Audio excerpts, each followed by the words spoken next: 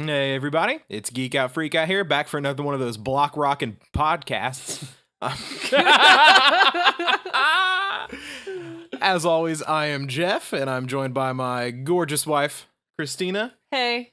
and my gorgeous best friend, Spencer. It just boosts my self-esteem every time. Yeah, one of these days I'm gonna hit you with just like my fucking freakish, ugly, just hunched over, I honestly crippled, Bummer ass. like burn victim.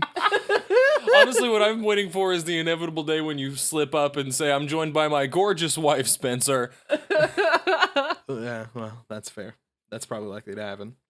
So this week, we're going to be going over the news. We're going to cover Castlevania, the Netflix series, and of course, Spider-Man: Homecoming, both of which came out on this Friday, July the 7th. What a homecoming it was. For Castlevania.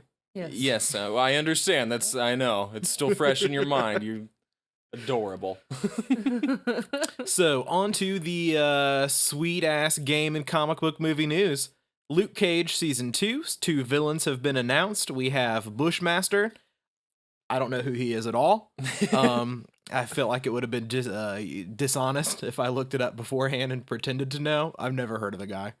But also, Nightshade. I do kind of know who that is.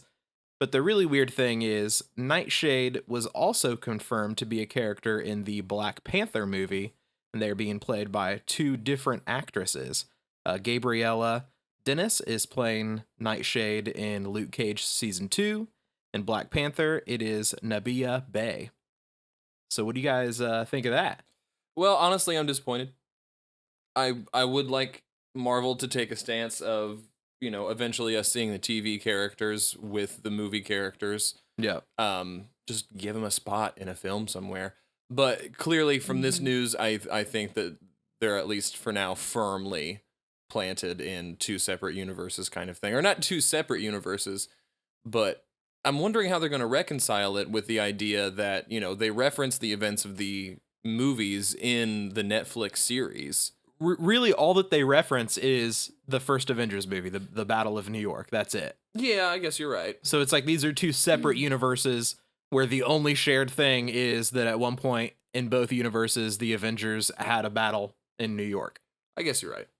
Which, like, I agree with you, totally sucks. I mean, I want more connections, and this is the opposite of what is good. Right. In my mind. They're taking the same stance as like DC, it feels like, and I don't. Yeah, exactly. I don't like that. Having different actors play the same role Yeah. on television and in the movies, it's Right. disjointed. And like their whole thing, like DC never pretended to be against that, but Marvel was always like, oh no, it's all connected. It's all one, Right. one big universe. But this casting, I think, definitely kind of confirms that is just definitely not the case. Right. It's kind of disappointing. And I don't see any reason for them to make that decision from a standpoint other than just to do so. Like, I can't think of anything production-wise that would keep them from being able to do whatever they wanted in that regard. I mean, could there be something story-wise, though? I don't. There are two Nightshades. No, there's that could be, that's like there's multiple versions of plenty of different villains and stuff, but actually no, not Nightshade. It's Tilda Johnson. It's the only person who's ever been I'm not familiar with known that as the character, alias of so- Nightshade. She's a weird character. She like her powers are that she's like a super genius, and then also she secretes pheromones that allow her to control animals and also werewolves. And then also she's made werewolves with her super genius. Okay. Well, But then also she's Who is made she a villain for? she's made an army of robots before also. She just kind of crops up. Like Really? yeah, there's really no Well, I was asking because main villain that I can think of. Like I don't think that she's like mainly a Luke Cage villain. Like I know that she's gone against like the Avengers and Spider-Man and Captain America. Well, that's what I was before. wondering, is that the common denominator seems to be the two predominantly black properties that Marvel has. She shows up in both of them, so I was assuming maybe she's a Luke Cage villain or a Black Panther villain. Mm-mm. She is black, which I guess is their, I mean, trying to be like, here's all the here's all the black villains too, like, which is fine. Yeah, but which is to take one that has appeared in a bunch of things and then I don't know that's kind of that tie her to that. yeah, exactly. That does seem like sort of a desperate grasp at diversity Yeah. to an extent, like maybe not in That's what I was saying. yeah, in a when good you way. Just said that right. As Yeah. far as just like we're already out of black characters. We never had that many to begin with. Sorry. So we're doing double duty with this one. We're doubling them up. Yeah. That's where we're at now. Oh shit. Yeah, it reeks of that to me. Yikes. But yeah, it definitely sucks. I mean, like back to the whole universes being connected. Like, I really want to see, Netflix's Kingpin be a villain in one of the upcoming Spider-Man movies. Oh, And, man, like, yeah. Spider-Man should absolutely be swinging along and have Daredevil fucking come out to help him against Kingpin. Like, I think I've brought this up on the podcast before, but especially with Spider-Man, I fucking love when he crosses over with other characters. He has such a cool, like, friendly relationship with a lot of characters. I guess the only one that the MCU has that I can think of is Daredevil, because Fox has Wolverine and Johnny Storm. But nevertheless, Holding them hostage. yeah. Nevertheless, it definitely sucks that it does seem like these won't be connected at any time in the future. And I think we were all hoping for maybe some, like, the Defenders to show up in the Infinity War movies. Yes, That would be so I cool. honestly expected that to happen from the time that Daredevil got announced, and then Jessica Jones, and before we even had the Defenders. I assumed that when we got to the Infinity War movies, back when it was still 2 Infinity War movies, Yeah. that in the first one or in the second one, for the penultimate battle, we would have the whole gang. Like, what else is the end game besides that? It seems like when they announced the different phases in the Avengers movie, that it was like, yeah, eventually we're just gonna have fucking everybody in the club. Mm-hmm. And it seems like this is the movie that's supposed to be that with Well, of Infinity War. course. Like, I know that they said that there's like 64 some characters. One action sequence alone has like 32 of them, all on screen at once. And I feel like their excuse is like, well, it's already a really crowded movie, so it just doesn't It's gonna work. be. Yeah, but again, Yeah, I mean, how does either that way, it's excuse gonna be carry crowded. when we've had Howard the Duck be in both Guardians movies? Like, Yeah. if you can squeeze Howard the Duck in there, I think you can give us a couple of shots of Matt Murdock swinging his fucking batons. But I just assumed that would be the place to do it, because we've already Right. done Civil War, to a certain extent. Secret Wars is a bit much. You don't have the X-Men, so you can't do House of M. Like, what other really big storylines? Like, you don't have Fantastic Four, so you don't have the threat of Galactus. right, like big crossover. Already events can you did do. well, not even big crossover, just like big things that require everybody. Yeah, Which I guess is the literal definition of that. But besides Thanos, you don't have House of M. You already did Civil War. You already did Ultron. You don't have Galactus. What are you gonna do? Thanos is it. yeah. I don't know. This is just pure speculation, but maybe part of like their Phase 4 to Phase 5 plans might be transitioning some of the Netflix characters into the movies later down the line, like adding them to the roster of the Avengers, presuming that the ones that have been in it drop out, Yeah.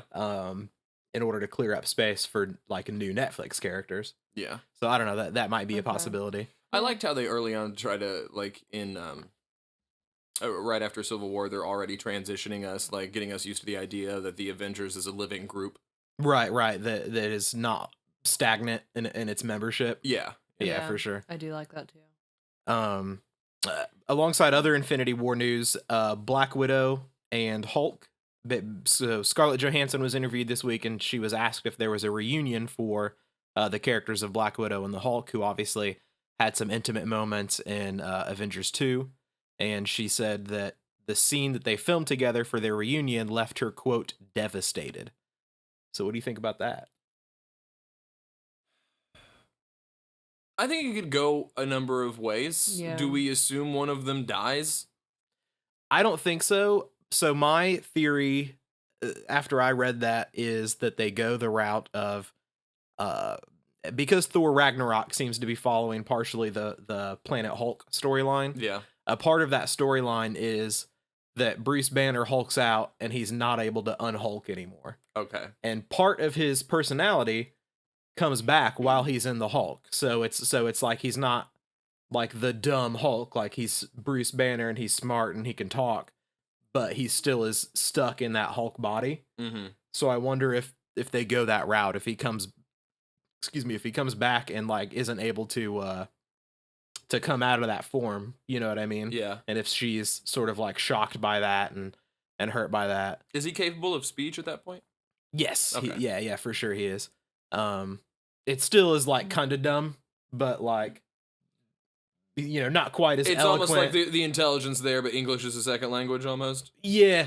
That's a really good way of putting it, for sure.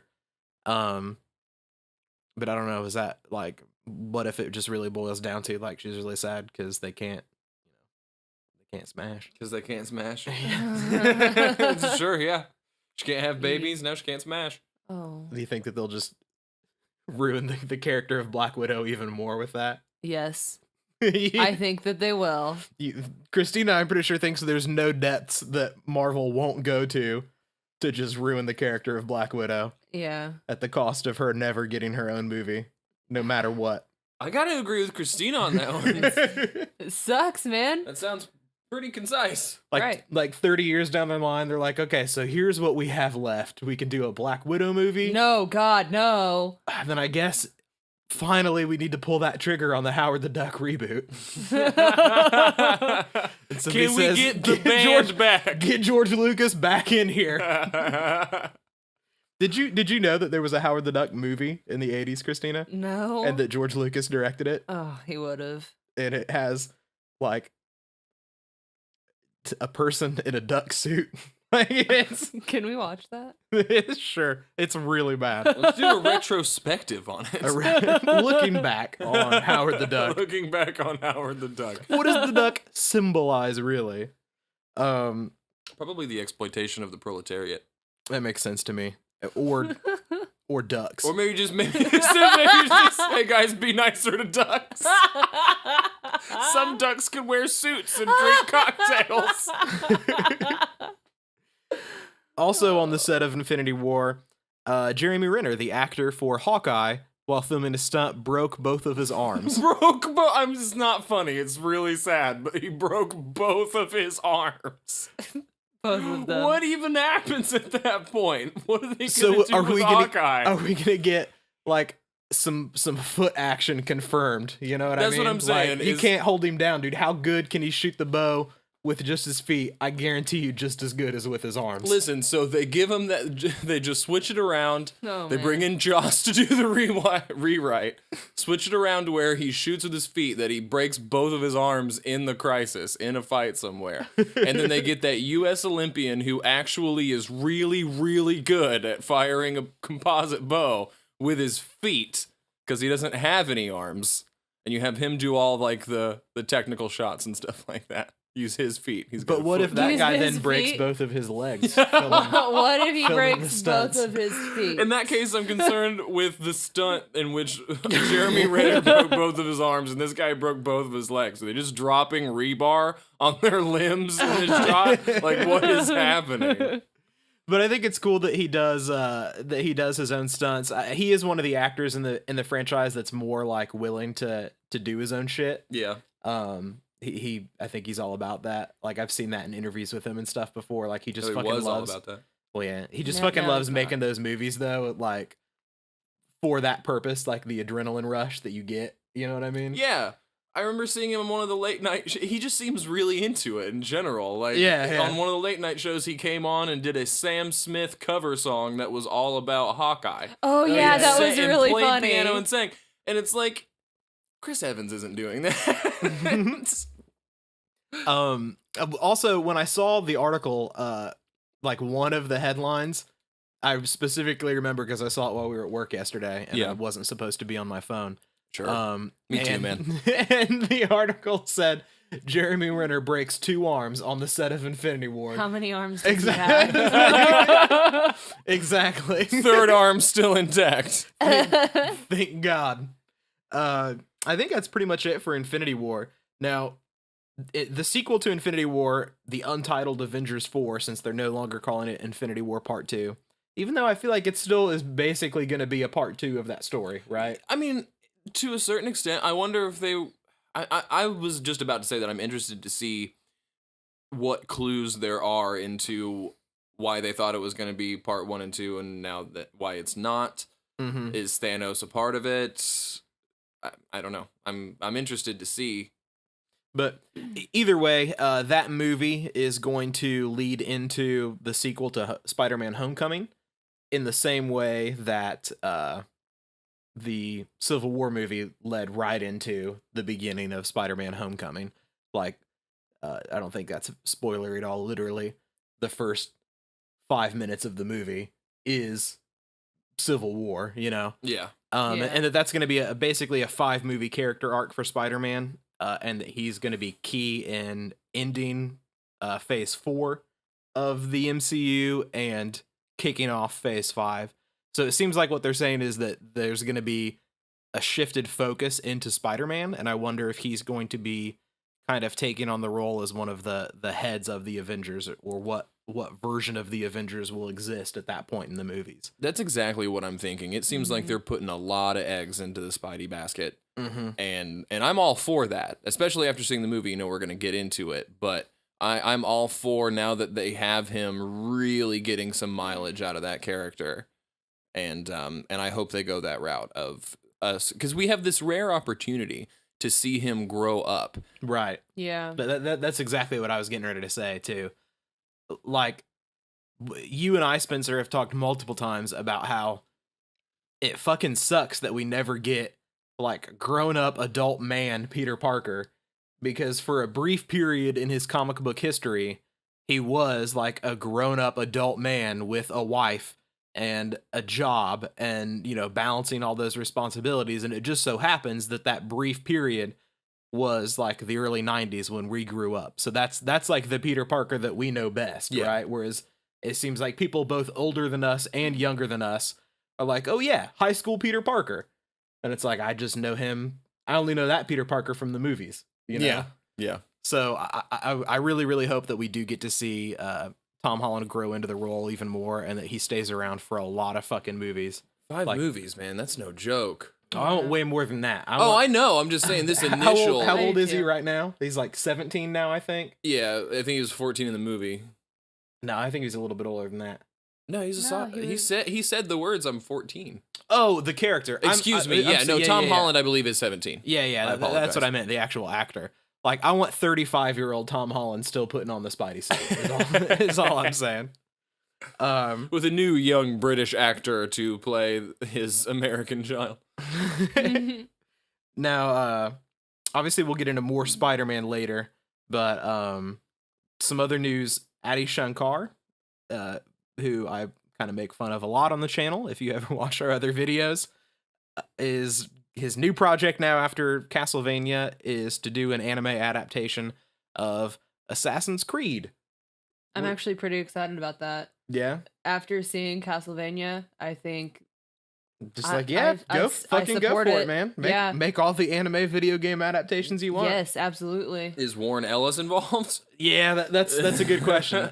We don't know how much he had a hand That's in what. fair, yeah. But I mean, I'm okay with it.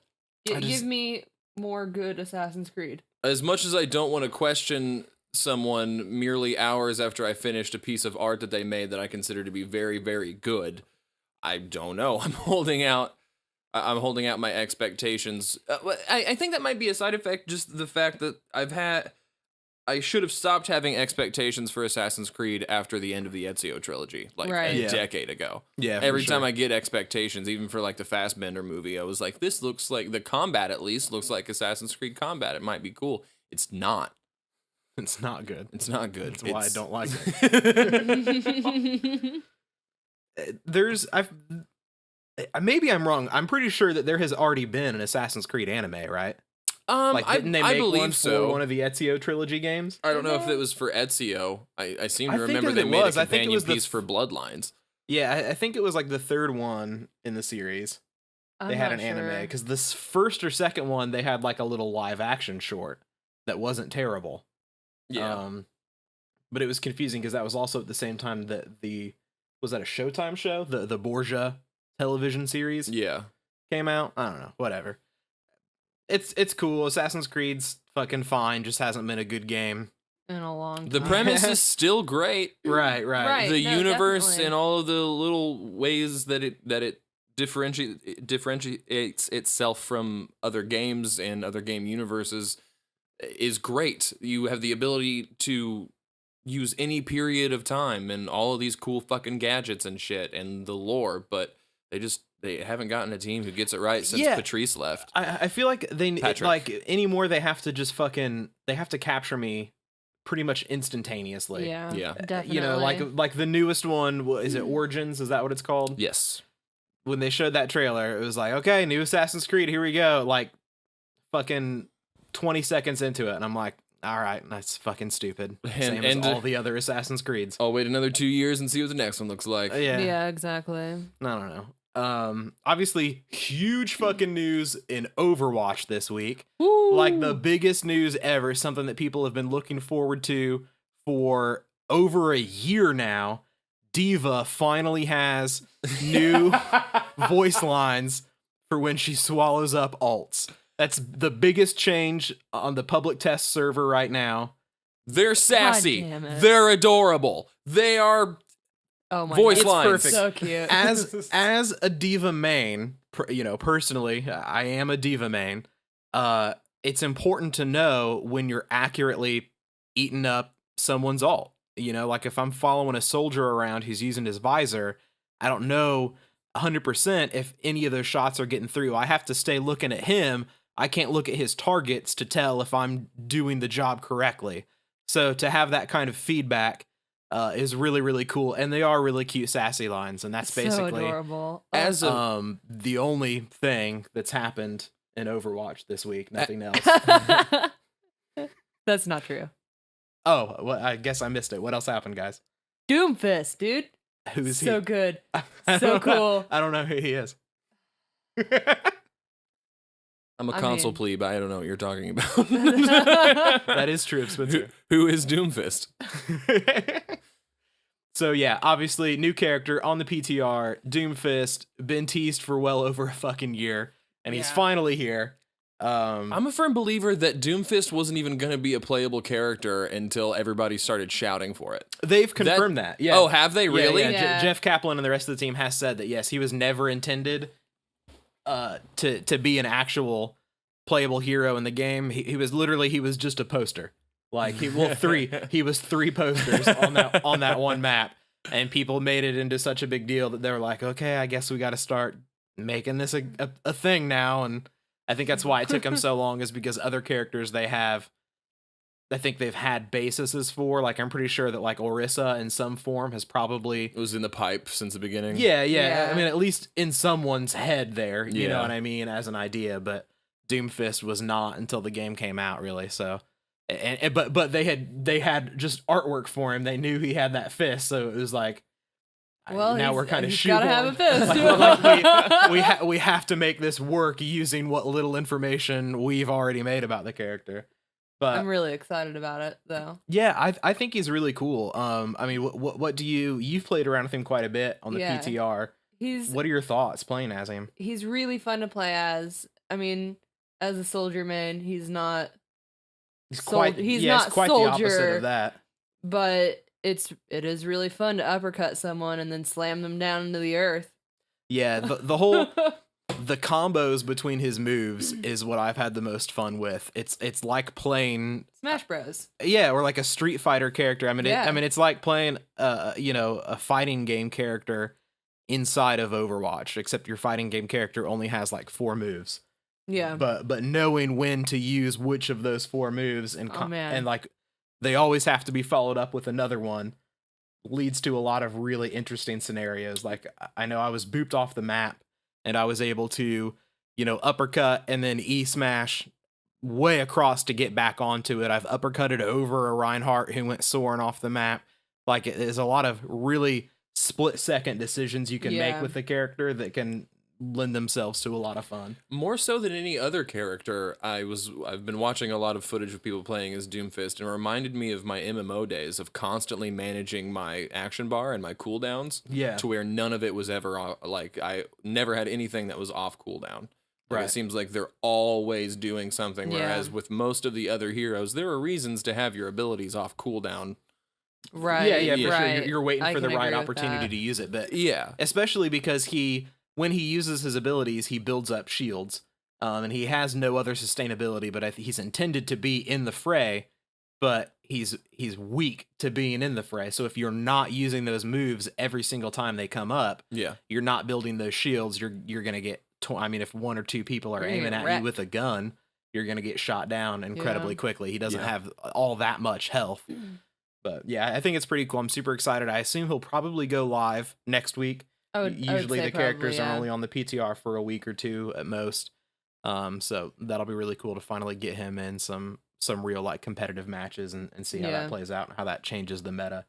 I think it's really interesting that dive comps are super big right now. Mm-hmm. And he just seems to reinforce that, which is Yeah. a weird thing, I think, for Blizzard.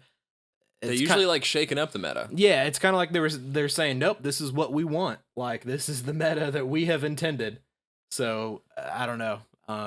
Or I mean, Well- or the more logical thing in that scenario is that they've been working on him for a while, and that dive comp manifested organically. And what are they going to do? Shift the development of a That's character fair. entirely because the meta happens to favor synergy with him? I don't know. Yeah. I've seen a lot of other people playing him say that he's not working well with dive comps though. Really? Yeah, but I don't get that. I feel like he does work pretty well with them. Got some shitty Doomfist players on the PTR. Well, I think just from my limited experience, I mean, we'll see how everything changes up when he goes live on all the servers. But Right. in my limited experience, I think that you need to have, he would be good with a diva who can use defense matrix over top of him to protect Yeah, him from yeah. projectiles. I think he would While work she super tanks well with some of the Zarya hits. too. Yeah, Zarya's shield His- would be super yeah. effective. Just anything, or a straight up pocketed mercy to follow Right. him around. Right. I don't know. It'll be pretty cool. In sad news this week, it sucks that you told this to us, Spencer, right as you turned your phone on after we watched Spider-Man Thursday night. Joan Lee, the wife of Marvel legend Stan Lee, has passed away. They were married for 69 years, almost 70. Which is fucking insane. That is fucking insane. That dude, I know we watched Marvel's tribute, that video we Oh watched my before this God. was put up by Marvel.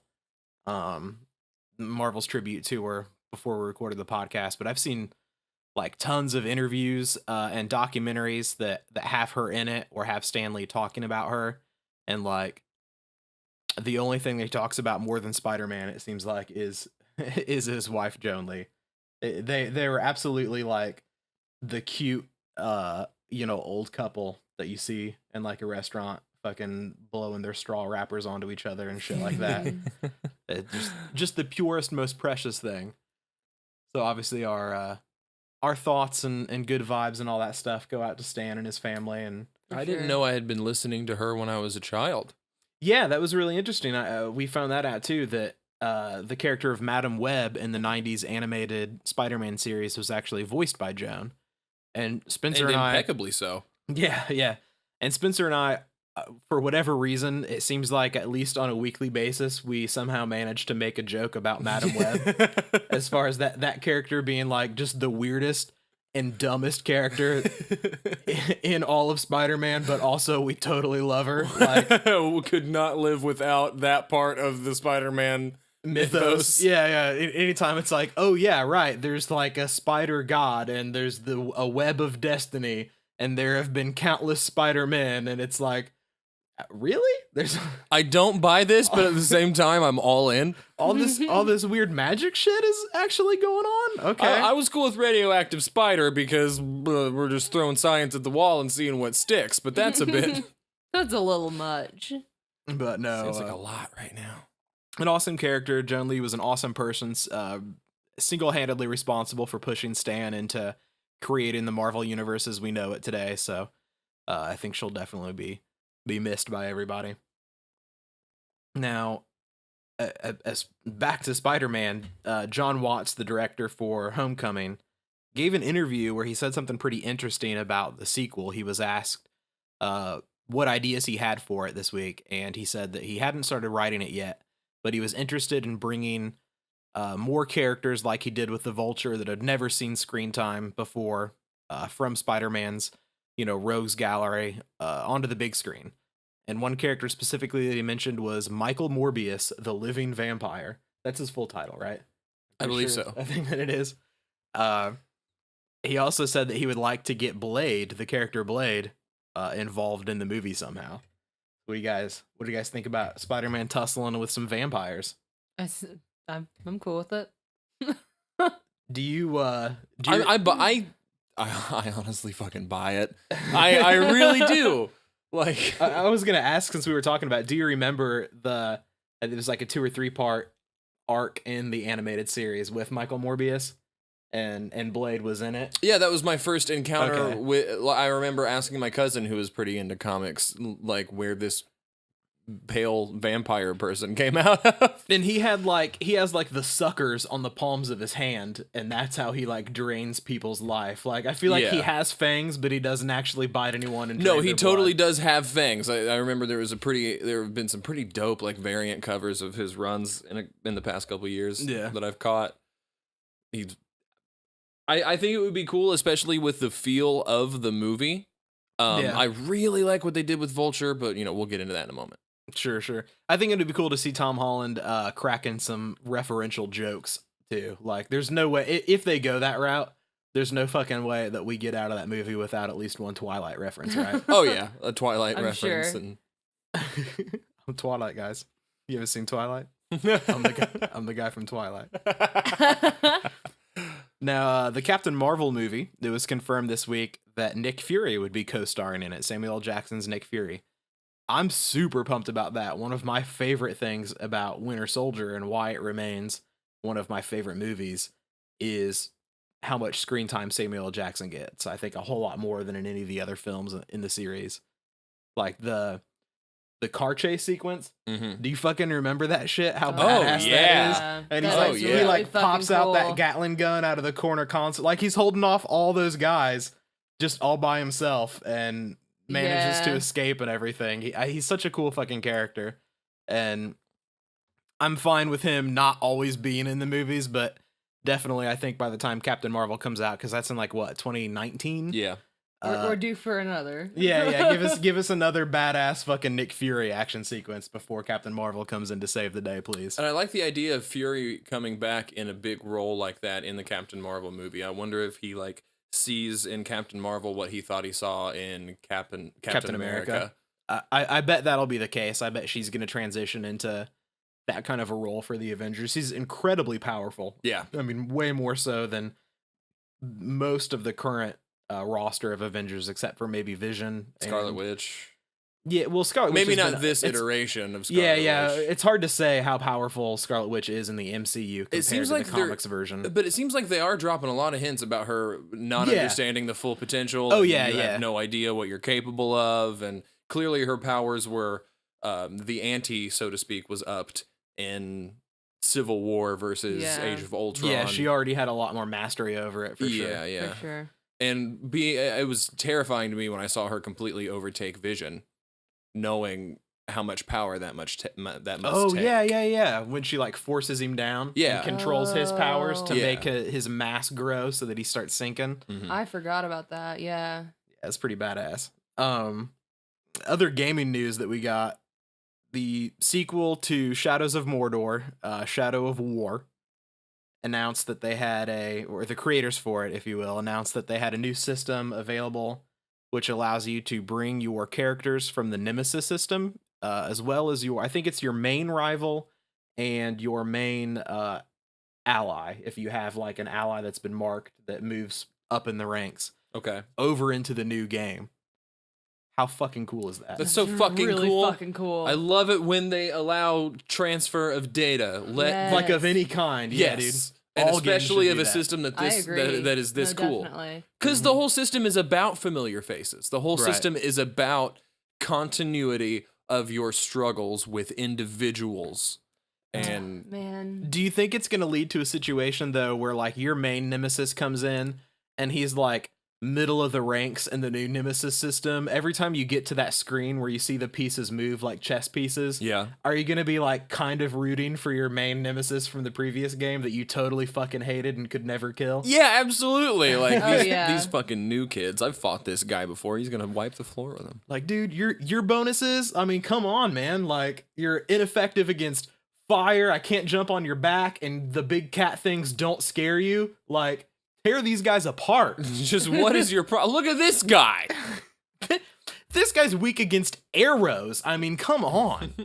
I barely could beat you the last time, man. Anyway, I'll see you later. Just imagining like a break room conversation. And Anthem, the big game that we saw at E3 that was, I think, has generated a lot of buzz and a lot of interest from BioWare and EA. EA announced this week that they have, quote, a 10-year plan for the game Anthem. Where have you heard that before, guys? Hey, this is Bobby Kotick, and Destiny was the specific game that said, yeah, they have a 10-year plan for Destiny. That's exactly what How I did- thought, and I was like, God. turns out the last Fucking 6 years of that stop 10-year it. plan is it just being in the bargain bin at Walmart. That's the last 6 years of the plan. Ooh, Yeah, I was gonna say, hey. how did that plan turn out now that Destiny 2 is coming out pretty soon? Well, I mean, they've like They had originally said that, like, no, there would be no sequel. That, like, no, I know like, that they it was did. gonna be like World but of I mean, Warcraft. I feel like they've like acknowledged that and been like, yeah, We're sorry. we fucked up. We made a new one. We got you this time. We're sorry. Maybe 10 years, maybe 2. I just don't see where it gets you saying that. Like, what It just does makes that it does that drive cringe. sales? Like, I don't know. I think it's that, like, a lot of games want to be, especially now that more and more console games and like shooter console games are adding MMO type elements. mhm. Like, so adding the elements from MMOs to a more accessible genre, like an FPS. Sure. I think that they just want to replicate what they perceive as the success of World of Warcraft. That Like, I makes think that that's all it sense. boils down to. I don't know. That's like because But- I understand it's a fine line. You got to hype your game. You got to get people interested in Right. it. You've got to show that you are confident, or at least pretend that you're confident in it. Right. But that seems like an overextension. Yeah, yeah, Like, for sure. That seems like that's shooting yourself in the foot. Like, it is. This Oh, is definitely. going to be game of the year. This game is going to have an active player base with enough content to satisfy said player base for a fucking decade. Fuck you. Yeah, Woo. I mean, just they're Right, basically just- like flat out saying, "Hey, this game that you've seen one fucking trailer for is gonna be the next World of Warcraft." It's like, okay, fucking hold your horses now. Yeah. Like, first off, I don't like personally the first World of Warcraft, so you're not exciting Right. me at all. Right. Second off, I respect everything that it's done and achieved, and I don't think you're gonna get there, bud. Nope. Right, exactly. I love how they think they can manufacture lightning in a bottle. Like a 10-year plan for a game is not a plan. You just happen to be popular and you can pull that off Yeah. because it yeah. grows organically. And maybe Lot- maybe the 10-year plan is like if they had asked specific. So, what is your 10-year plan? Well, to release a new anthem every year for the next 10 years. For everything that I have that I really saw this week. Anything else that you guys ran into or ran across online or whatever you can think of? No. All right, guys. So Castlevania.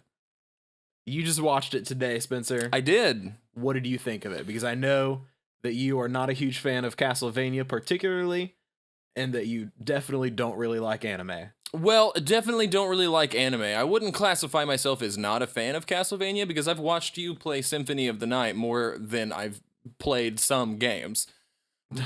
But I never haven't spent a whole lot of time with the universe by any Right. means. When I was younger, there was a Castlevania game in an arcade cabinet, a skating rink near my home, and I didn't even realize that there was like a storyline that went along with it when I was younger. I just accepted it at face value. Here's a guy throwing stuff at people, whipping people. But after watching it, I was really blown away by most of it. It hooked me right in the beginning with how sympathetic of a character they made Dracula in the very beginning. God, dude, I know. Like, wow, I did not expect to be hit with that. The first episode was really fucking surprisingly good. Oh, Yeah. the way that they expanded on what tiny little snippets of lore there are in the older games, because it is just like a brief dialogue cutscene here and there, like all we know of Lisa, Alucard's mother and Dracula's wife, is from just 2 short dialogue exchanges at the end of and the beginning of 2 different boss battles in Symphony of the Night. I mean, it's literally like a total of maybe 5-6 lines of dialogue, and that's it. But we know that humans killed her for some reason, and that Dracula was in love with her, and that's basically it. And the way that they expand on it is so fucking good, dude. Oh, man. And the way they cut immediately to her being burned at the stake. Jesus, dude. Just smash cut. Yeah, dude, you're just like, oh, look at this cute little odd couple here. And then boom. Oh my fucking God, she's dying. I loved all of the imagery. They were not afraid to go all in with the fight of the satanic imagery versus what is the actual Christian church. Like, they talked about God. It was bishops and priests and things like that. And when she was being burned at the stake, the first thing that really hooked me was when she called out into the night as she was being burned, do not punish them, forgive them. They don't know what they're doing. And, obviously that's pretty much, Father, forgive them, for they know not what they do. Right. And I was like, okay, I like how they're juxtaposing that to, the biblical imagery that Castlevania is known for quite a bit. And it just went hard from there. Like, the flaming face of Dracula showing up in a pyre after she's been burned and promising his revenge if they do not leave those lands within a year. And I really felt for Dracula for many moments in that first episode. Oh man, I feel for him throughout the whole thing. He seemed seemed like, more fuck all those people, kill him. He didn't seem like an active force of evil when we meet him. He seems like an eccentric recluse. Yeah, right. I mean, he pretty much, it seems like she was like, and maybe stop putting people on spikes. And he's like, I haven't done that in a long time. Yeah. He's like, yeah, that was my old self. Okay. Well, when I was in funny, college, huh? I was in I promise I've stopped impaling, okay? Transylvanian fraternities have some crazy Pledge Week stuff, okay? But no, you're right. It just seems like he's perfectly content just being alone and, like, doesn't really give a shit about anything anymore. Like, doesn't care about good stuff or evil stuff. Just doesn't give a shit. And when Lisa shows up on his doorstep, it's more of a playful curiosity than it is, there's a trespasser. Yeah. Or, like, he makes a quip about making a drink out of her. Or taking a drink of her. Yeah. But I never saw the intent. It was like, yes, I am Vladislav. And it was never like, I want to drink your blood. Do you like? I didn't even get a single blah.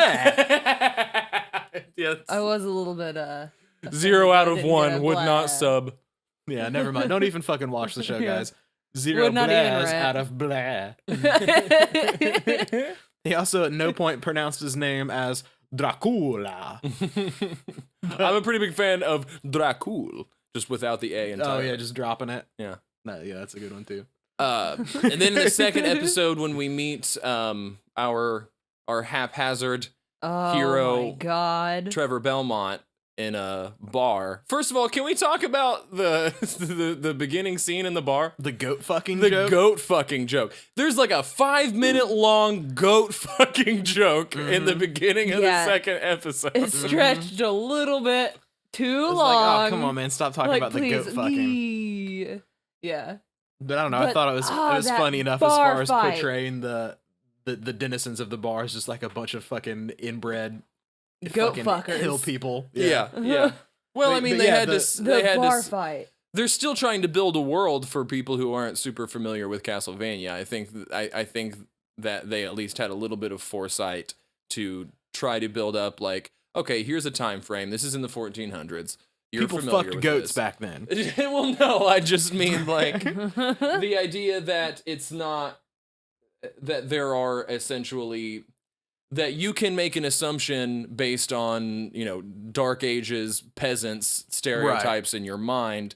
That's an adequate idea of this universe. Like, you can use this conventional wisdom. People who are coming to Castlevania without having any context, you you can use that. Yes, this is the world that we're in. Yeah. Right. So tell me about the bar fight, babe. Dude, that bar fight was so fucking perfect. Like, it was silly. Yeah, And I it was. loved it. Like, But also brutal. it was badass, but very, very silly. Yeah. And I loved every second of it. Just fucking leave my testicles alone. Hilarious. I'm gonna kick you in the dick. Twice. But then absolutely smashing that guy's face down onto the table. Oh my god. I'm geeking out right now. I like that he wasn't like he didn't just like immediately hand their asses to them. You know what I mean? Right. He let them get some shots in on him. Well, he didn't let them. Like they go back and forth for quite a bit. Like it never seems like he's particularly effective against them. Right. Um That big guy too. and that's the real like big guy. seeing one of my favorite video game protagonists. I mean, I'm a huge fan of the video game franchise itself. That introduction line of "I'm Trevor fucking Belmont, and I've never lost a fight to man nor fucking beast" was just Yeah. fucking amazing to me. And I like Yeah. how they immediately start dropping, like, because I, again, don't have a huge background with Castlevania, but I am familiar that with the exception of Alucard, you're always a member of the Belmont clan. Yeah. And so when they noticed the crest underneath his overcoat, Mm-hmm. I was immediately like, okay, well, I want to know more. Like, oh, the Belmonts, huh? You a Belmont? Where'd you get that? Like, they've taken an active interest and an aggressive interest in that family crest. So it kind of... It's not just like, oh, he's a Belmont. He's the good guy. Like, they're going to be like, yay, Belmont, save us. Yeah, no, it's... No, they're like, fuck you, Belmont. Yeah. And I think that does a really good job because I'm a big fan of mysteries that remain open-ended for a while. Yeah. And they just kind of drag that along for an episode or two. Like, okay, the Belmonts are a family who have fought. And then it's like, okay, they're a family who fought monsters, but why does everybody hate them? Oh, they're a family who fought monsters and demons and vampires, and then they were excommunicated. Oh, okay, they weren't excommunicated at the bishop level. He says it came from far higher up, our excommunication, and we still didn't get a resolution as to that, and I'm excited to see some more of that backstory in the second season. I hope they fill some of that 8-episode run with an idea of Trevor's history and where the rest of the clan has gone. I just hope they fill that episode run with more shots of shirtless Alucard. I was gonna say those fucking with his two belts. With his two belts riding on those hip bones. I saw sometimes, just due to a nature of a community, Reddit isn't always the quickest to react. Sometimes it is Tumblr. Really? Yeah. Like the Castlevania Reddit, not a whole lot going on. Just people like, oh, guys, the show's on. And yep, it is. It's good. But the memes on Tumblr last night were great, Spencer. There was one of Trevor in his coat that just said, "Trevor, stop. Your fur coat is fucking consuming you." Like how oversized it was. And another a bunch one of screenshots of him just eating that meat yeah, for fucking ever. and one of that index finger sized piece of dried goat lasted him an hour like an and entire a half. episode. Jesus. and one of Alucard when he's rising up out of the coffin. And it's like, come on, Alucard, there was no reason you had to sleep for a whole year in skin-tight leather pants and two belts with no shirt on just for aesthetics.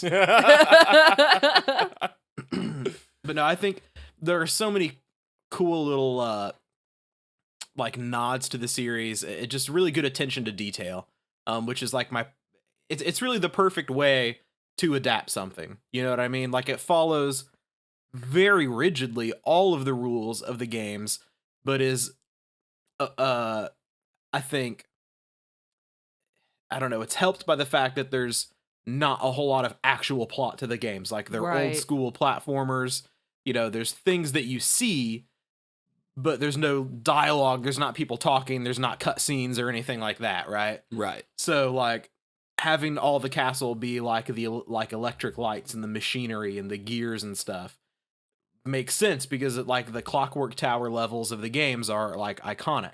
Mm-hmm. You know what I mean? Like everybody knows you get to the fucking clock tower and it's like shit.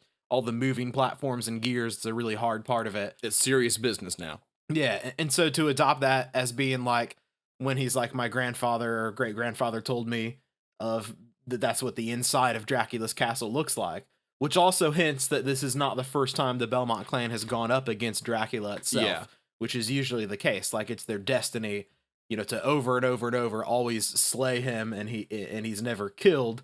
He's just put down for another generation or two before he rises again. It's fucking amazing, dude. Like, having the Cyclops be the monster, because it's exactly how it is in Castlevania 3. Like, Sypha is in stone, and then you go through with the Cyclops boss fight, and then she comes out of the stone. So, like, any other adaptation would have fallen to just fucking that shit up. You know what I mean? Yeah. Like it wouldn't have been like, well, we're not gonna have like the actual catacomb level be where this scene takes place, and like we're not gonna follow it that rigidly. Like, it's not gonna be like a Cyclops. Like a Medusa would make more sense. Maybe he fights a Medusa. Kids love Harry Potter. What if it's a basilisk? Yeah, exactly. Oh You know what I mean? Something like that. But they're just 100% fucking into it. And one of the first things he does in that fight is throw a fucking dagger. Yeah. Yeah, right in the fucking die. Come on, die. Come on, look down and notice that you're dead. Yeah. That cracked me up. And everything about it is so fucking cool, dude. The whip, the one time he uses the whip against an actual demon, when the town's fighting back against the demons, and it cracks against the demon and it like rips it open and it like burns up and explodes. And he just comments that it's consecrated. It's consecrated whip. not a big deal. Using the salt and the holy water, which are both power ups in the games, or like items that you can use in the games. And I don't know, dude. I just absolutely fucking in love with it. It's one of the best adaptations I've ever seen. I just have to say that I totally called it. Totally called that Alucard was the sleeping soldier. Oh yeah, she did, dude. Really? So after he fights the Cyclops and wakes up Sypha, and she's like, oh, but the sleeping soldier down here. And he's like, there is no sleeping soldier. There's just a Cyclops waiting for fools like you to come down here. I just looked over and I was like, Alucard's down there. I took it at face value. I was like, no, Trevor just said it. Like, there's just a Cyclops down there. It's like a false legend to lure people down into the Cyclops. I started to think it was Alucard when they were talking about how their oral history is words from the future, and I was like, that's a prophecy. Yeah, I didn't get that at all. So the sleeping soldier is a prophecy. I just and I saw the trailer a few times, and I remember the coffin. I remember Alucard rising from that. Right, exactly. So well, yeah, but you didn't see the coffin right away. So I mean, I assumed that they would meet Alucard somewhere else, like at a different location. But she called it while they were still down there the first time. I didn't get it until he came back and was talking to the speakers and was talking about how like the lights that turn on themselves and the gears and everything be in the inside of Dracula's castle. And then I was like, oh shit, maybe you're right, baby. Okay. I love that I told you. As a Castlevania player, you were like, trusting of Trevor. But you're like, no, Trevor wouldn't lie to me. He knows what he's a reliable narrator. He knows what he's doing, but also like, no, they're just fucking monsters places, man. Not everything is some big destiny. Mm-hmm. It's just there's a Cyclops and people are curious and stupid. I mean, what kind of catacomb doesn't have a Cyclops? No catacomb I want to... Name me one. Name me one catacomb without a Cyclops. I'll wait. But no, it's man, it is really good. And the art style, it really does. I watched a scene, IGN has a video up of Adi Shankar like doing producer's commentary. Oh, really? Yeah, and first off, he's not as unbearable as you think he would be. But second off, he's still you can't a little bit... hear his eye makeup. Oh yeah, he's not wearing it. He actually looks like a normal person in this, but he is a little obnoxious. It's the scene where Dracula first comes back, like after it rains blood and the fire comes out and the demons first come down and just like rip everybody to shreds. Yeah, that's like my favorite scene. And he's just sitting in his chair. He's like, okay. So to set this scene up, here we have Dracula's warned them that in 1 year he's gonna return, and so they haven't. Heeded his warning, so he's about to come back. He's just gonna fuck shit up, dude. Oh yeah, look at him just fucking shit up right now. And then he says, "Spoiler alert" for this scene, and I'm like, "Bro, you don't know how to do spoiler alerts. You just spoiled it before saying it." But yeah, like But he brings up some really cool points about the animation that I wanted to talk about, where it was all done hand drawn, and none of it was CG, which is, I think, and he says the same thing, and I agree with him, that's a big problem in anime right now too. Like if you've seen even just online like clips or GIFs or whatever, it's more and more and more and more common to have like cell shaded style CGI graphics, even for like not just effects but like main characters and stuff in anime, than actual hand drawn animation. And it looks bad. Like it's just, it fucking sucks. And that's what he says. He's like, I'll give it to Pixar that they put out amazing films, but CG as a replacement for hand-drawn animation is where we're at right now, and it fucking sucks. Yeah, no, that makes I agree. And I totally agree with him. It's kind of like our constant discussions about the live-action remakes of all the old Disney movies and why I'm against them. It's not that I think they're bad movies. It's just that, like, I'm afraid of our children and our children's children, you know, when they say, oh yeah, let's watch The Lion King, that it's going to be some fucking CG live-action Lion King. It's not going to be the hand-drawn, beautiful fucking masterpiece that it is. Yeah, that shit takes so much time and effort from so many people. Yeah. I mean, there's a reason everything is CG, because it takes way less people to do it. It's way faster. It's way easier.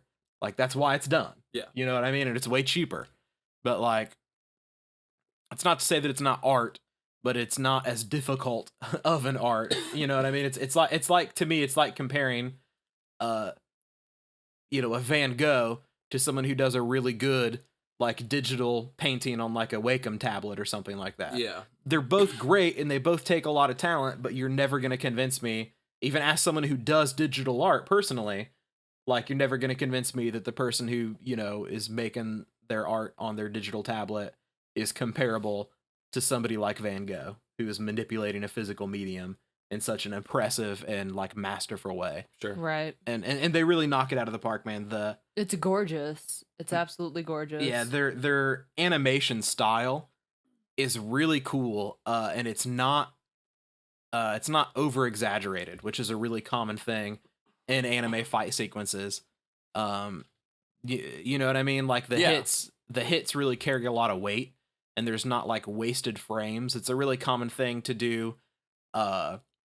Frames that are, god damn it, I can't think of the term, but frames that are kind of goofy looking. Like if you freeze it on just that one frame, everything's way out of proportion and way out of whack, and it's used. Yeah, I know what you're talking about. To help like simulate movement. Yeah. In like a cartoonish fashion. Okay. Like Dragon Ball Z, stuff like that does it all the time. Like if there's, you know, a really rapid fight sequence and you pause it, it may look like Goku's arm is like impossibly far back behind him and like a fucking noodle looking thing. Yeah. And it's only for like a frame or two. It's made to blend together really well, but they don't do that with this at all.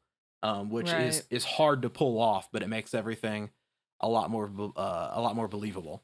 So I fucking was absolutely enamored by it. Yeah.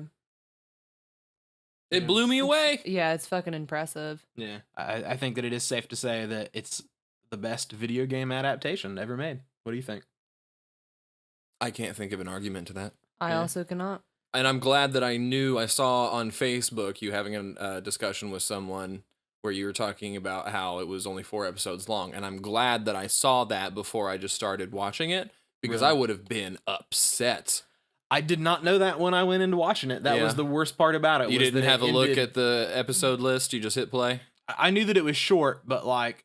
We didn't know it was that short. And just to end where it ends, that is by far the most... Very frustrating. Almost to the point of being offensive, if that makes sense. In a way, of just like, the gang's all back together, dude. Alucard's like, yeah, you guys will do. And you get that dope-ass shot of all 3 of them, and then it's like, no. Nope. Alucard puts on the exact outfit that he wears in Symphony of the fucking Night. God. I was like, oh my god, dude, hell and yeah, look at the 3 of them. Netflix is like, watch The Keepers. Come on. Yeah. Come on. For me, it was like a quirky indie zombie movie. I don't know. I've only had my own Netflix for a little bit now, so it's still working on my recommendations, working on what I like. But yeah, that is definitely the worst part about it. It's just how criminally short it is. Obviously, the next season is 8 episodes, so that's good. I can't wait. I hope we get a release date, and I hope it's soon. Like, I hope it's like later this year or something. Well, If we I have got to this go- fairly quickly. Like, we really did. This has been in development for years and years and years and years.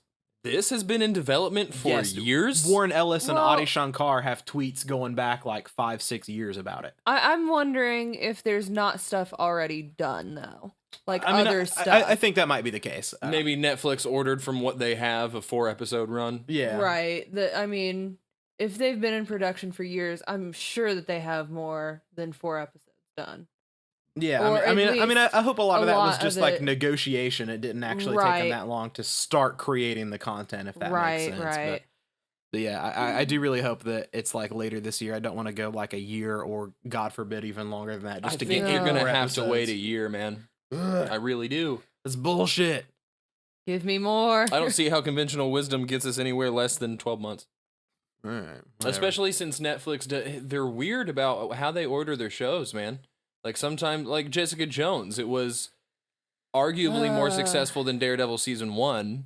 That's true. Yeah, just we haven't had And it's been they forever. they came out, they're like, yes, Jessica Jones is getting a second season, and it's coming in 2018. And this was 2015, yeah 2014. yeah it was bullshit. So But- I don't know. Yeah. We'll have to Ugh. see. And also, there's no real way for us to know the kind of feedback that they're getting yeah. from it. So That's fair. Yeah.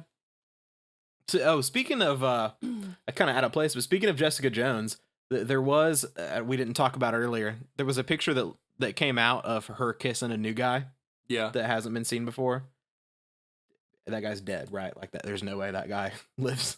oh yeah, he's dead. That's Oh, literally yeah. the only thing I want to discuss about it. Like we all just assume shouldn't have done that. That guy's gonna die. No, he's gonna die at the end of the season. Her and Luke are walking Yeah. down a street in Hell's Kitchen, and she reaches for his hand, and they hold hands. Yeah, perfect. Beautiful. Now, the other cool thing we did this week, guys, is we all went and saw Spider-Man on Thursday. Woo. Yeah. I want your reaction first, Christina, because I feel like on every episode of this podcast so far, we've talked. Talk mad shit about Spider-Man. Yeah, well, we've always had something about rumors or something about this Right. movie, and you've always been like, I don't give a shit. I hate Spider-Man. So now that I've had time to process it, Mm-hmm. man, it's really fucking good. Yeah. Is it? Yeah. Tell me I why mean, it's good. I thought the movie was good immediately after, but I don't Sometimes know. that's a trap. You can come out of a movie Right, thinking, oh, that was exactly. great, and then you realize, like, No, it Eh.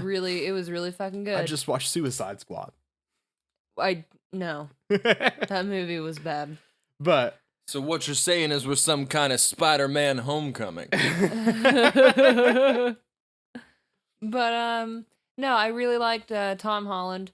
I really liked I really liked the whole cast. They did a great job, and they actually Wonderful made me give ensemble. a shit about that character. yeah. Wonderful About ensemble. all of the characters.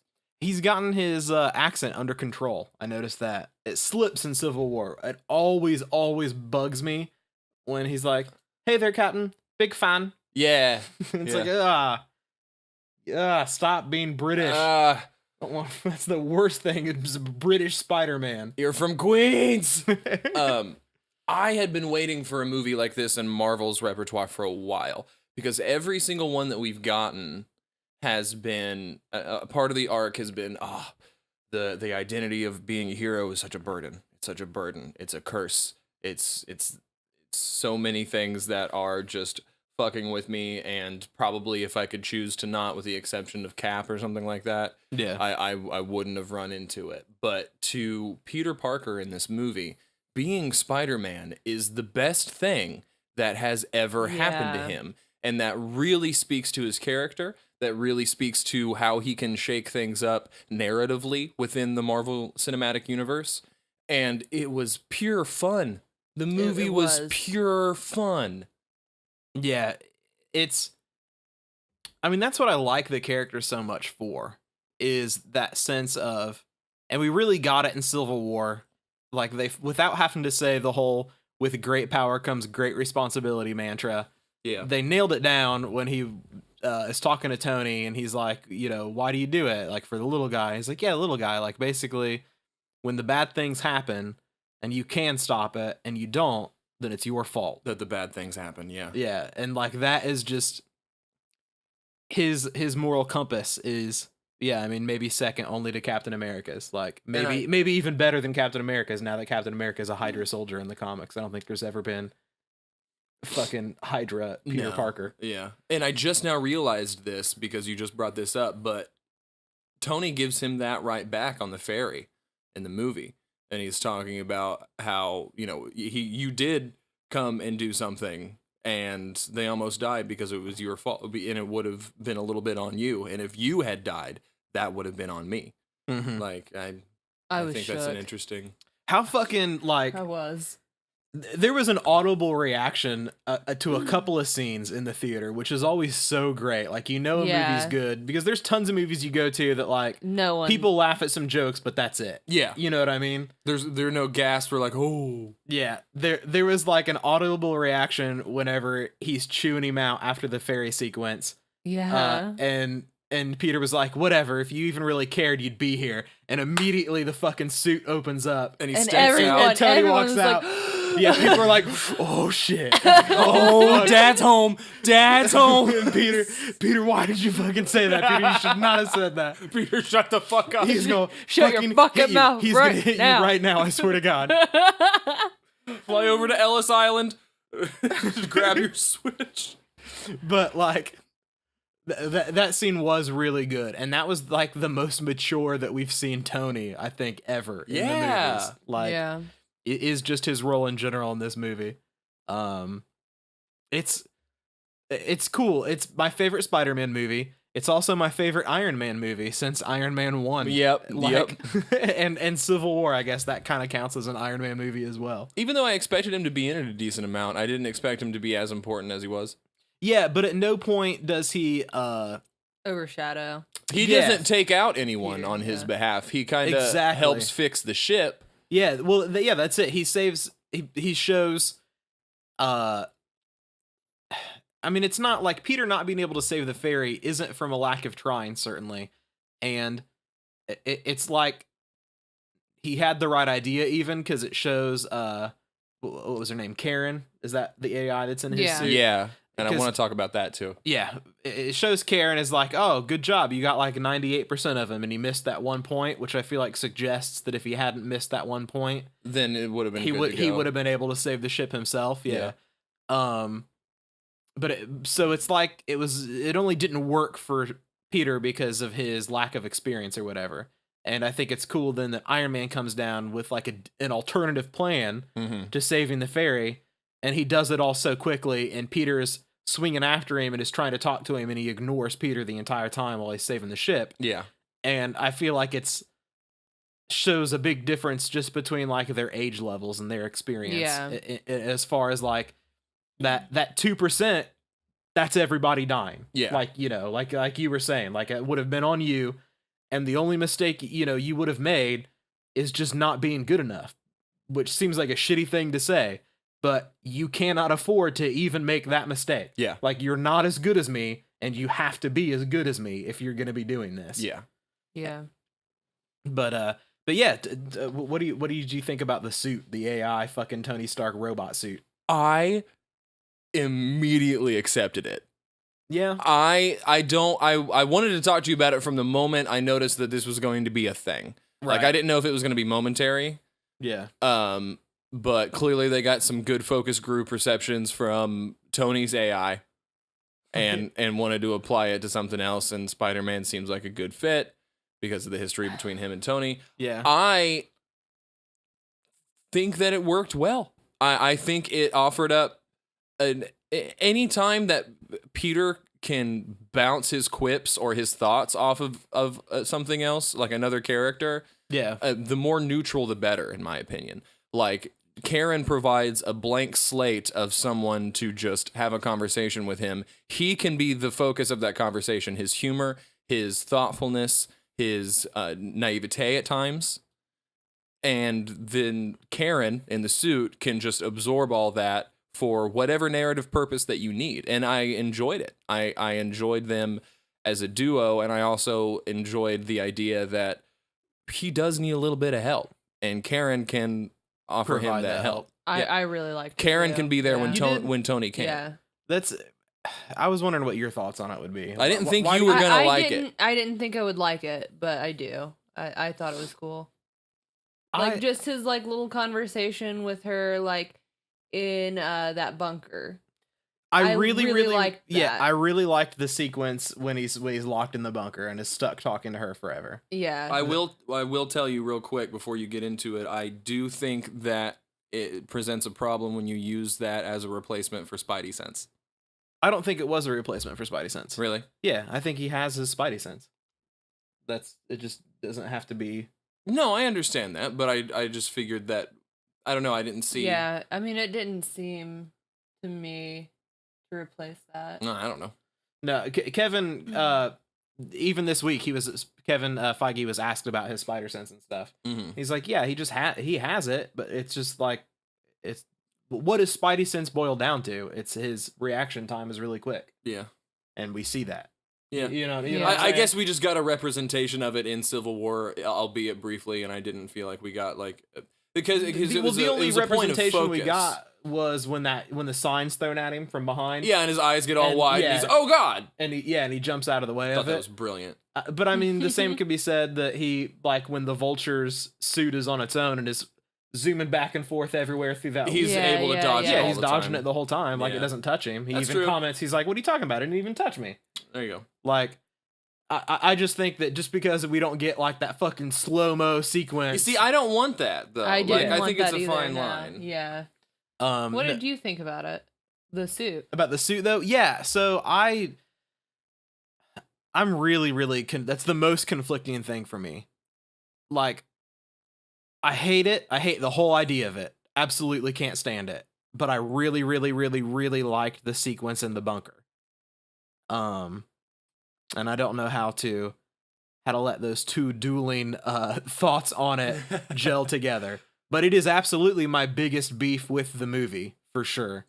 It is that's just so weird to As me. soon as the UI came up and we heard that voice, I was like, Jeff's not gonna like this. Yeah, Yeah. no, In my head, I was like, this is gonna be. I feel like he's been riding high this whole time, but this is gonna cause some problems. Yeah, it Major turmoil here.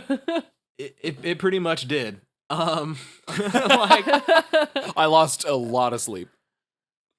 I don't know. I mean, it's a way to give him, because in the comics he does have, like, he's always busting out all kinds of different variations on his webbing and stuff. Yeah. And, like, it's represented different ways.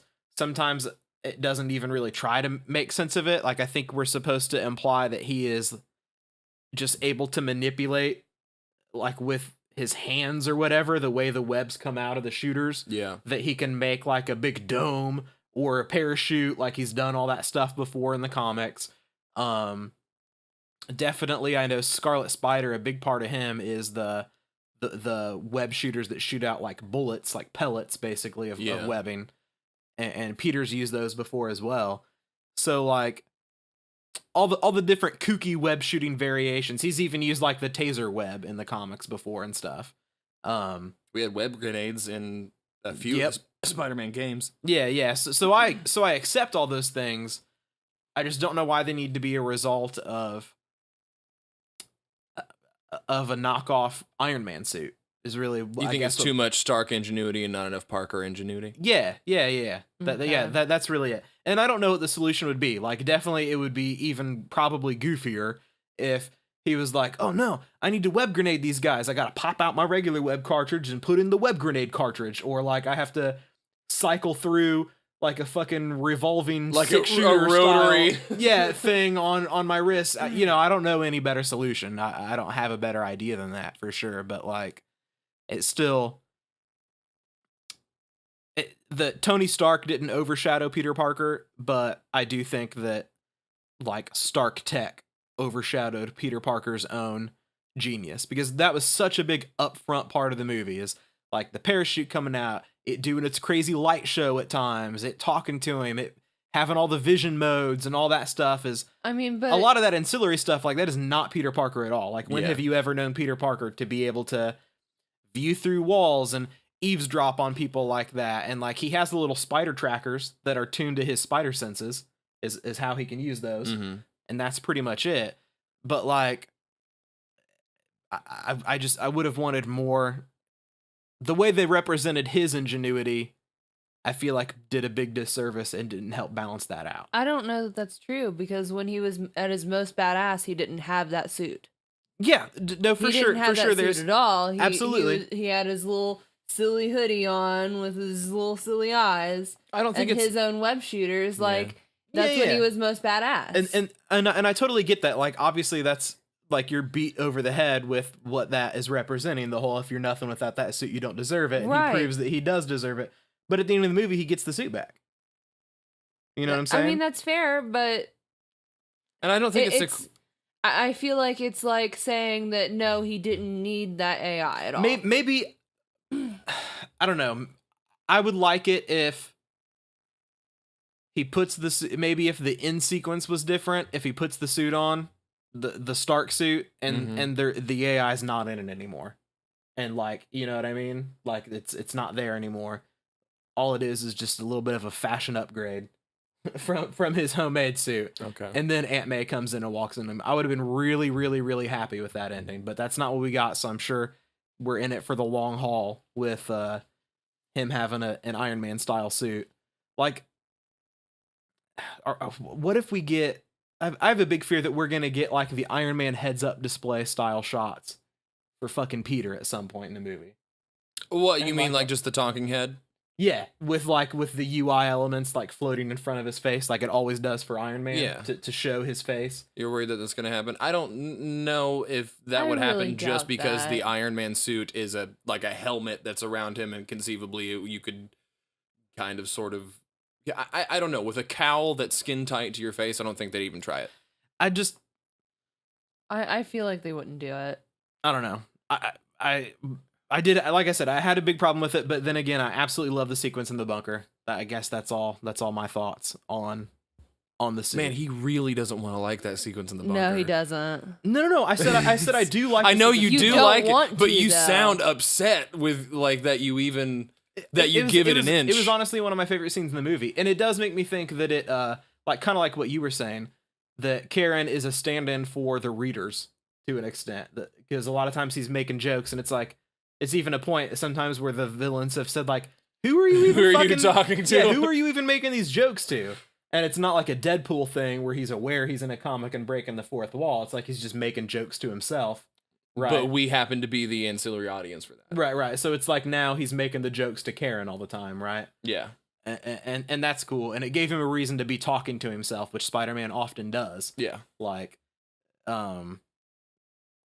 so yeah, I love that scene, but I still I hate the suit, and I think it was dumb and unnecessary, and added a lot of special flashy effects that just didn't really need to be in the movie, and I would rather have shown off how mainly because, again, how they show off Peter Parker's intelligence is just like, it seems like such a fucking throwaway thing. Like there's the brief shot where he's mixing the web fluid 3.0, Yeah. and it's like, oh, wink wink, he can do stuff too, guys. I agree. I wanted Don't to see forget that he can do mean, stuff. I wanted to see a bit more they of make that. it clear that he's very intelligent, though. Yeah, But it's more than being very intelligent. he's a fucking right. genius. He's You're right. he's like every bit as smart as Iron Man. Like, again, in the comics, you have moments where like some big disastrous world-ending thing is happening, and fucking Reed Richards is trying to figure out how to science his way out of it, and he's like, shit, I need to get Tony down here and I need to get Peter down here right now.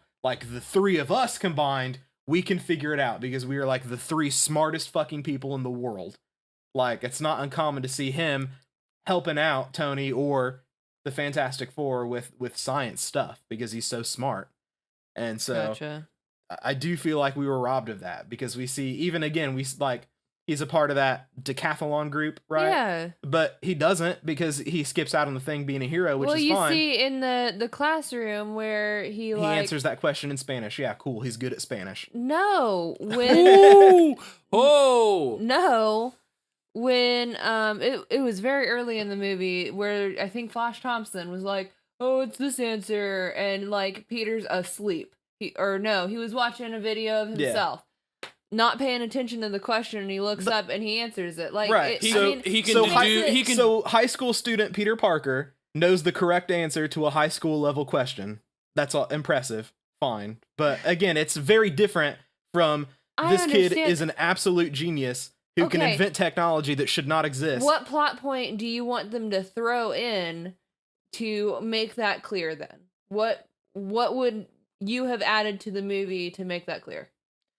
Or rather, what would you have taken away from the movie to make room for that? I would have taken away this fucking suit, like the whole, all the super advanced aspects of the suit. I just think it's unnecessary. It does. I was still left feeling like he does kind of rely on that, even though he proved he can save the day.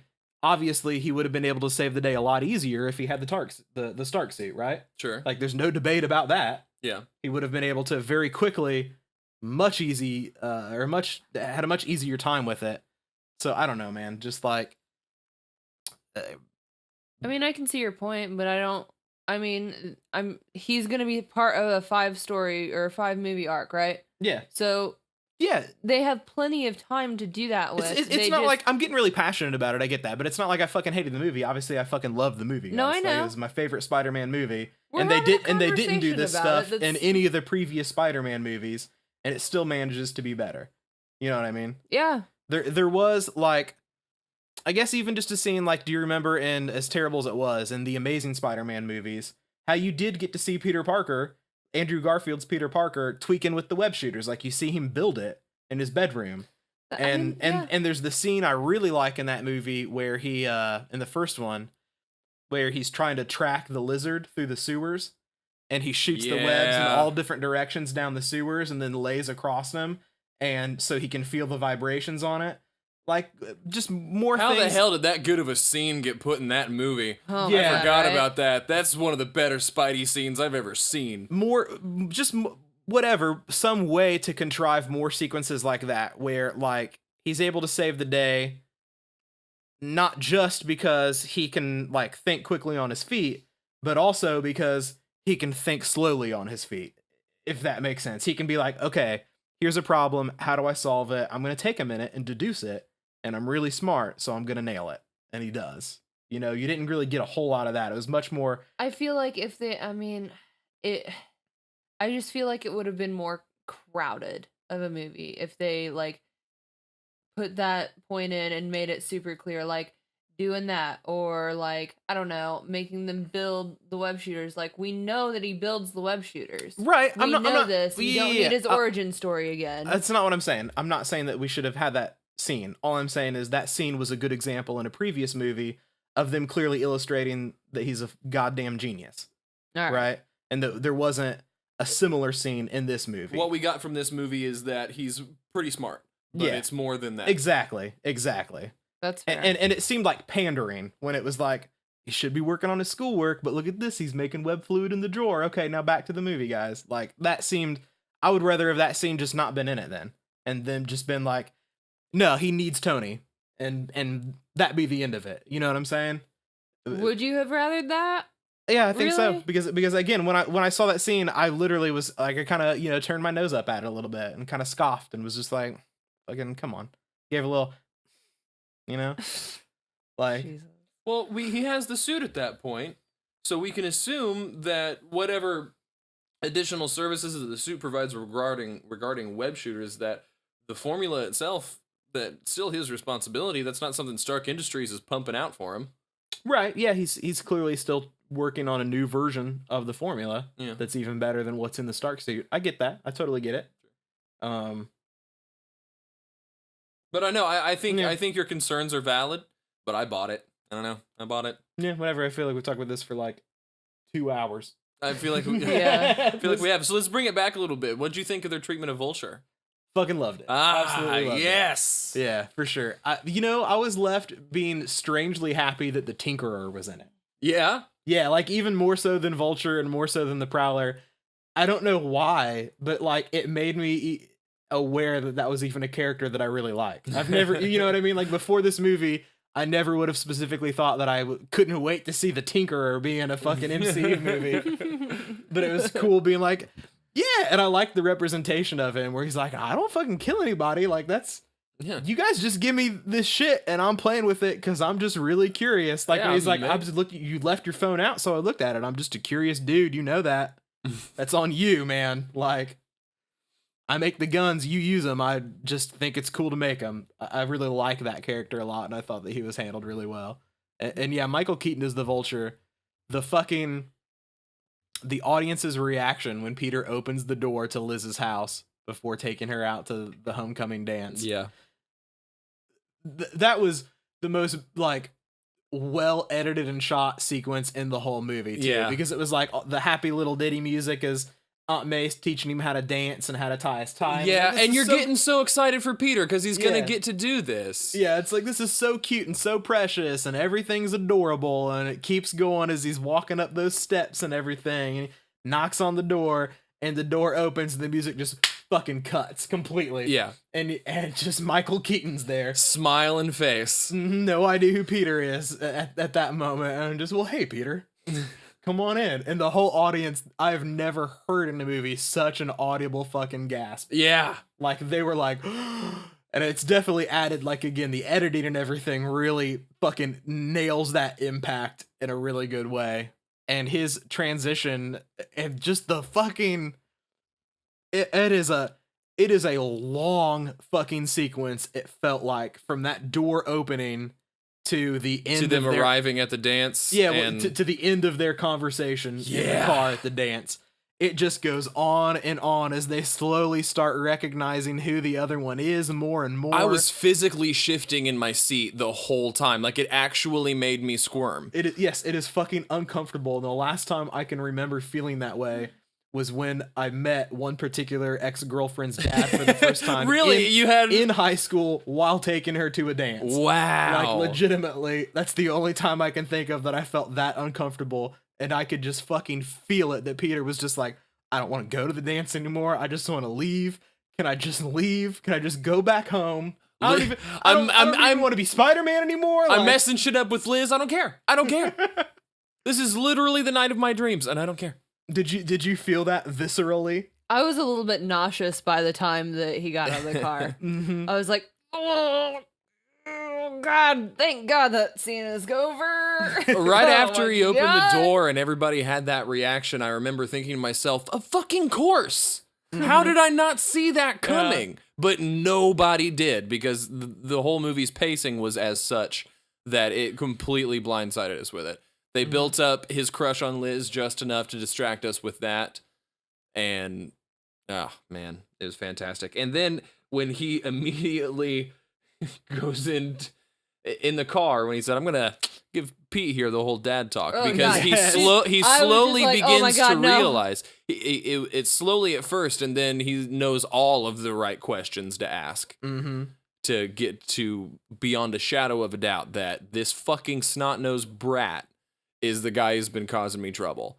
And Yeah. I was surprised how quickly that went from, okay, he's gonna have a little one-on-one with Spider-Man and get him to back off, to I'm gonna grab a gun and he's got one chance to not get murdered because he saved my daughter's life. He gets that, but next time, this kid's getting murdered. Yeah. and I believed it. I will kill you, everybody you love. I will kill you dead. Oh, his- yeah. Yeah, Michael Keaton fucking absolutely murders this movie. He's so impressive in it. And it's cool that he I'm starts glad he's off, alive at the end of it. I Yeah. kind of want to see him again. and it's cool that he doesn't give Peter over in the end scene, the Yes. mid-credit scene. Oh my Yeah, that's God. true. Like, it just, It had an air of, yeah, he's got moxie to it. yeah, he reminds me of, like, in the video review that I put up on here, I said that he's not even close to like a Red Skull or a Loki or an Ultron. It's like having Tony Soprano be the bad guy of the movie. Yeah. You know what I mean? Like, he has rules and honor, and it's not Peter's version of that, but he's believable, and there's a clear escalation. Like, when he kills that guy at the beginning, he's like, I did not mean to kill that guy. I thought that was the anti-gravity gun. Yeah, I wanted to make him float and be scared. Yeah, I was going to drop him from a few feet. and but then he accepts. He's like, so now I'm a murderer. Like, here, All right, There's a Gonna box checked. Gonna start murdering, I guess. I just love killing. Here I go killing again. How much of just like a perfect fucking cock tease was the end with the upgraded suit that he turns down? Yeah. I remember again that was another scene where the whole audience like was like clapping and like, woo, yeah, like, oh, that suit looks so fucking dope. Yeah. Hell yeah, And then- Peter, about to get that badass suit. And then he's like, no, I don't want your fucking suit. I don't want your suit. I don't need it. I could feel everyone just like kind of sink in their chairs. Yeah, everyone like, did God kind of fucking recede a little bit. Well, damn because it. the thing that I thought people cheered the most at that particular scene was when he said newest member of the Avengers. Yeah. Yeah, Everyone's yeah, like, yeah. yes, Spidey's an Avenger. Can you believe this is happening right now? We're watching this happen. But then, And no. then nah. then he turns it down. And then he turns it down. And fucking the hilarious, like, this was a test, right? Yep, it was a test. You passed. And then he walks there's out. There's Oh no my reporters God. there. Nope, go on. And And It's again, more good. evolution from Tony Stark. What do you think about fucking Tony? How good was it having Pepper Potts back? Yeah, I didn't think that was gonna happen. I was afraid that it was gonna be like a fucking Jane Foster from Thor, and that we just never see her no again. one's gonna talk about it. Mm-hmm. No one's gonna talk about it. But no, it was fucking fantastic. What do you think about him proposing to her? I thought it was great, and I thought it was awesome that he was like, "You still have that ring?" And Happy was like, "I've had it since 2008," Yeah, yeah. which was the year the first Iron Man came out, and Mm-hmm. presumably Tony's been planning on proposing to Pepper since that moment in time, and it was great. I also liked the little MJ tease. I kind of Yeah. bent it a little bit, and I liked it. I wondered if that character was going to have a bit of a bigger role. I didn't expect that. but Yeah. I really did. Do you think we'll get in the next movie the Face It Tiger? You just hit the jackpot, but with different context. They'll be playing slot machine, perhaps. A slot machine. I don't know. I hope we get that. Like, I know that that's something that's been in the movies previously as well, but like that's such a key important line to me for some reason. Really? Yeah. Oh, for sure, dude. That's like, I have no problems at all with the MJ being a different character and a different race or anything like that. Mm-hmm. But I hope that she grows a little bit more confident. Like, I thought it was like a cool character, and that she's like, fuck everybody, like, because I knew people like that in high school. She's I pretty was- punk rock. Yeah, I was like a male version of that girl in high school, so I totally relate to it. But the only aspect of a traditional Mary Jane that is important to me is that she genuinely is aware of how fortunate Peter Parker is that she is in love with him. Yeah. Like, that's just a really cute aspect of her personality, and like that's why she calls him Tiger and stuff like that. She's very cocky, and right now I can't see that girl being that kind of an MJ. So I hope she gets a little bit more I confident. think she kind of set it up a little bit. I think they might be taking it from a slightly different angle, but I think she could progress there organically because yeah, she's She like starts she's the leader of that group. she's now the or leader of whatever. that group, The team and leader. also she gives him shit the whole Yeah. movie. Yeah, she does. She does. clearly teases him and thinks that shit. she's better than Peter. That's fair. That's fair. Maybe it'll be the same thing, just a little bit different, which is more fitting for her character. Yeah. but still giving him that level of shit. You know what? I really liked the elevator sequence when he's like upside down and Karen tells him to kiss. Yes, And he just that fucking was- falls. And it was like, oh, thank God I didn't have to watch that upside down kiss right now. Like, he doesn't Again, need that right I thought now. that was a great and he little fucking dig. fell. And I was just like, Jesus, this is so good. That's what Spider-Man would do. That, He wouldn't pull off that kiss. that's like still a sequence that people love and hate in that movie. Oh, I loved it. Girls absolutely loved the original upside down kiss, right? Didn't- Amanda's talked about it because she loves Spider-Man. Yeah. And she's going on and on and on about how that's why she likes Spider-Man, is that scene in that movie when she first saw it. Yeah. When you can't see Tobey Maguire's face, so he's conceivably attractive. Yeah. That's Yeah. fair. That's fair. No, I still use the Spider-Man kiss, man. You see your significant other laying on the couch. You go up, you You do face the him. upside down kiss. Do You the take like a upside sock down kiss. off real quick and pull it over your face. No, Oh, but I no, do God. steadily Pour a bunch pour of water water. in their face while I'm doing it. Christ. Oh, wow. We have to recreate every aspect of that in the rain upside down kiss. The water would have been going up his nose. Yeah. And just the jokes write themselves, just getting into it and then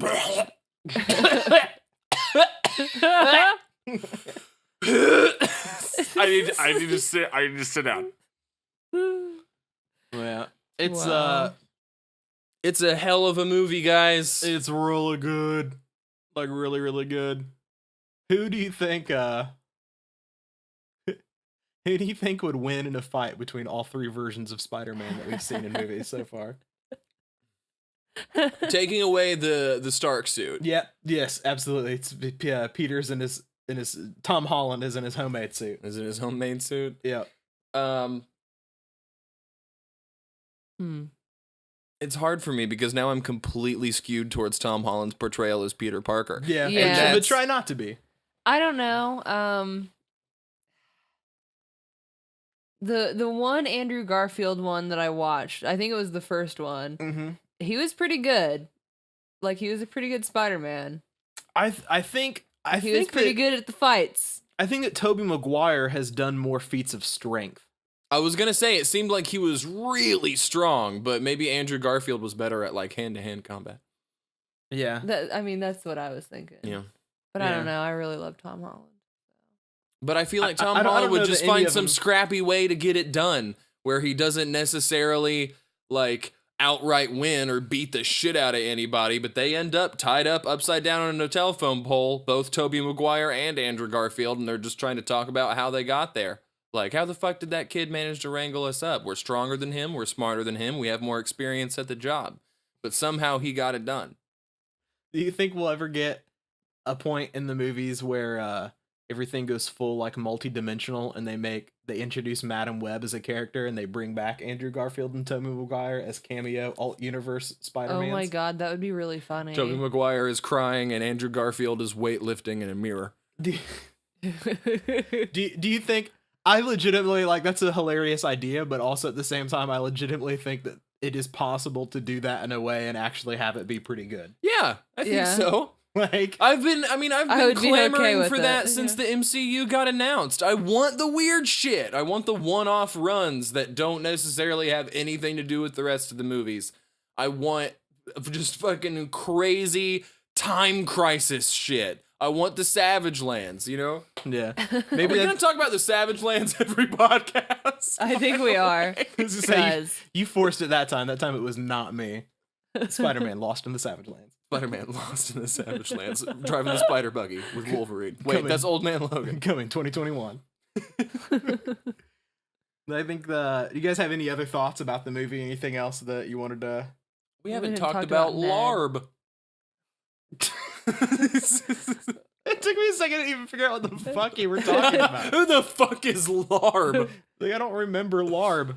That was really The that was a guy in really the cute chair. scene. Well, his name's not Larb. His name's Ned. Huh? I already said. Yeah, I just Oh, okay. I was. You didn't get the joke. Well, I guess not. No, I'm still thrown by Larb. you don't remember that scene at the Thai restaurant? Yeah, no, I do. Oh, I do. okay. But anyways, Ned.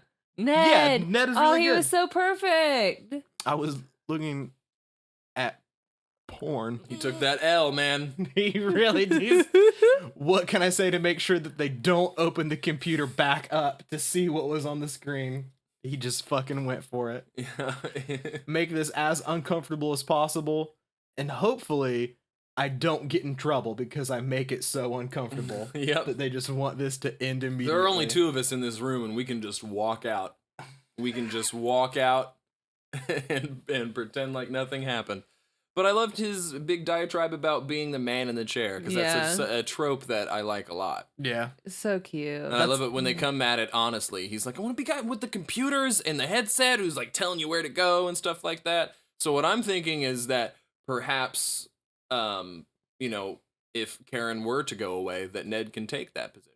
Yeah, I would be much happier with that. Much happier with that. Oh, that would be so cool. What if he goes I on to love be Ned. like a oh god, why can't I think of her name right now? Batgirl.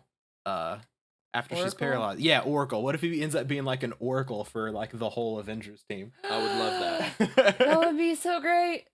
You want Ned to just like be at an I want- Avengers tower, fucking Hashtag talking to all Ned of for them. president. Who would think? Who in the Avengers would think that Ned was endearing, and who would just not be able to stand him? Iron Man wouldn't be able to stand him. Yeah. Plain and simple. He's the only one, dude. Everybody else would like him just fine. They're all nice people. I think Vision would get fed up really quick. Really? Yeah. No, I feel like no. Vision doesn't even have preferences. If that makes I feel sense. like he just wouldn't understand some of the silly things or just unnecessary things that he says. Yeah, that's fair. And then Ned calls him out on his obvious crush on Scarlet Witch. Sorry, I'm writing a movie in my head right now. That's cool, dude. I would totally read your Ned Vision Scarlet Witch fanfic. Yeah, I guess. If that's where we're going with it. All I gotta do is Wow. add Ned to the current Vision fanfic that I've been writing for years. That's easy enough. I think that that Called pretty much Vision, out of sight, out of mind. Jesus Oh Christ. God. I think that pretty much does it, I guess, for this week's podcast, guys. I would say so. Anything else at all that either of you want to comment on? Not really. Questions, comments, concerns? I give Spider-Man Homecoming 4 out of 5 web grenades. I gave it I'm gonna say 3.5 out of 4.2 web heads. Web heads. Webheads. Yeah. Okay. Christina, what's your arbitrary numerical system? Well, the joke was 9.5 out of 10 webs for me. 9.5 out of 10. Yeah. That's a little basic, don't you think? All right, fine. Leave. I'm just Leave. saying, out of 10, that's Leave our. It's pi out of pi squared. Fucking AI's named Karen. Can we move on? Fucking 9.5 over 2 remix 2.0 redo out of 10. guys.